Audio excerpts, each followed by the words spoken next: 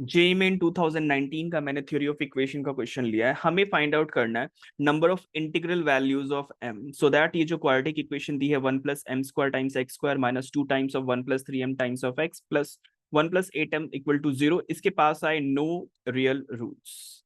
सबसे पहले मैंने क्वाड्रेटिक इक्वेशन को लिखा। हमें पता है कि नो रियल रूट्स का जो कंडीशन होता है, अगर हमारे पास quadratic equation ax² + bx + c = 0 है, तो नो रियल रूट्स का जो कंडीशन होगा वो d लेस देन 0 होगा, that is a b² - 4ac। Graphically मैंने इसको समझाने की कोशिश की है। अगर d लेस देन 0 होगा तो दो केसेस होता है, अगर a ग्रेटर देन 0 होगा तो कॉनकेव अपवर्ड, एंड अगर a लेस देन 0 होगा तो कॉनकेव डाउनवर्ड। नेक्स्ट मैंने a b एंड c की जो वैल्यूज है उसे फाइंड आउट किया, तो हमें वैल्यूज आ गई।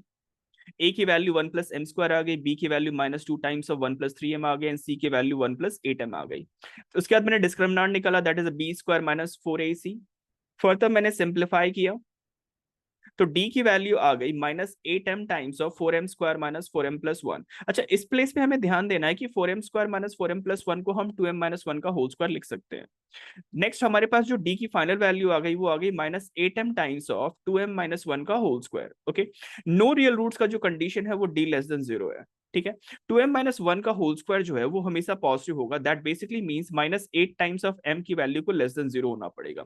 मैंने साइन स्कीम ड्रॉ किया, तो m की वैल्यू जो ग्रेटर देन 0 है उसके लिए जो d, m की वैल्यू जो ग्रेटर देन 0, m की वैल्यू जो ग्रेटर देन 0 होगी तो d की वैल्यू लेस देन 0 होगी। दैट बेसिकली मींस m से बड़ा जो इंटीजर होगा, बहुत सारे इंटीजर पॉसिबल है, तब d की वैल्यू लेस देन 0 आएगी। That basically means infinitely many solution. अच्छा, इस क्वेश्चन पे एक छोटी सी बात और हमें ध्यान देनी है, एक बात और ध्यान देनी है, वो है